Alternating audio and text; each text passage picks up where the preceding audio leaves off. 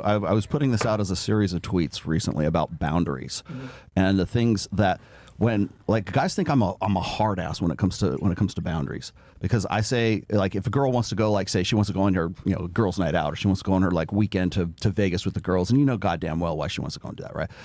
We've had this question on this show before where like guys will say, well, my girlfriend asked me if it's okay if she goes on a girls' night out or she goes to Vegas for a weekend, blah, blah, blah. Call me what do you do? What do I always say? I say, let her. Say, hey, go right ahead. Please do. Have a good time with your girlfriends. And as soon as she's out the door, you take all her shit, pack it up, and put it out on the fucking sidewalk, and then you change the locks. Right? Because boundaries mean shit unless there is some consequences to it. And the only way that women understand what your boundaries are is if they touch the hot stove, as if there is some sort of, there has to be a consequence for it. So you're not the kind of guy who talks about it, right? It's demonstrate, do not explicate.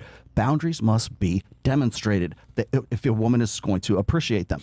The moment you're talking about them and trying to give her an ultimatum, that's when just the very fact that you would need to do that means that her desire level isn't high enough to have the insight to know what your fucking boundaries would be in the first place. Yeah. I value this guy, as you were saying before, it's the fear, but the fear and the dread comes from an insight saying, I appreciate this guy so much, and I know he is so confirmedly high value that I don't want to fucking, lose this guy. Yeah. So maybe it's not a good idea if I have more desire to stay with this guy on the weekend than I do to go with my girls out on a girls' night out.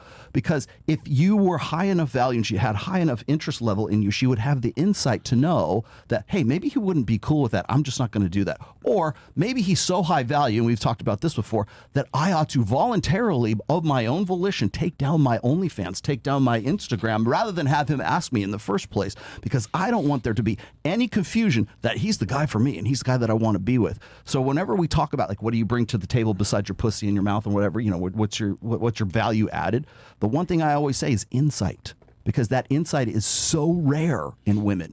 I mean, it is like extremely, extremely rare for women to think, okay, I can see how I appreciate how valuable this guy is, and therefore I'm going to voluntarily change my behavior because I recognize how valuable this guy is.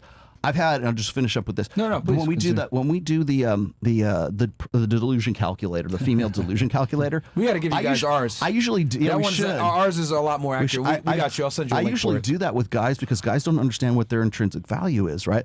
But I've done that, and we've done that. We do it multiple times on our show, and I have had several women do that with their husbands, and then they'll say, "Rolo, I have a new appreciation for my husband. Yeah. He's 0.0147% of the population, and holy shit, I want to suck his that much more because I don't want to lose this guy," because they've never had it put as black and white number terms, so that they can say, wow, I'm really with a rare animal. I'm really with a guy who actually maybe I should have be a little bit more insightful. And this is why I blame social media so much, because what it's effectively done is it's made women think that these guys are all over the place. No, they're fucking not, you dumb hoe. And you They're might really be not. married to one, and you might just say, yeah, fuck him. Yeah. He should do that. He should work 60 hours a week. He should come home and take care of, change the diapers and do the fucking laundry and do everything else, because he's not picking up around the house.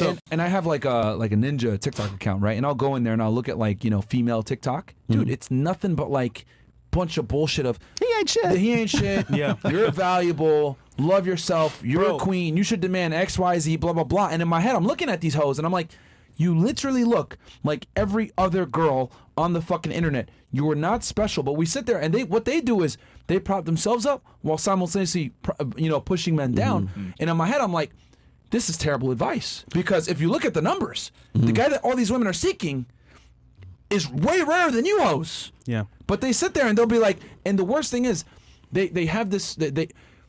What they sell on TikTok is the grass is greener on the other side. Leave him. It's okay. Divorce porn. You're like divorce porn. But TikTok itself, you know why they do that? Well, one, to vent and express their emotions, but two, is an algorithmic it kicks it push.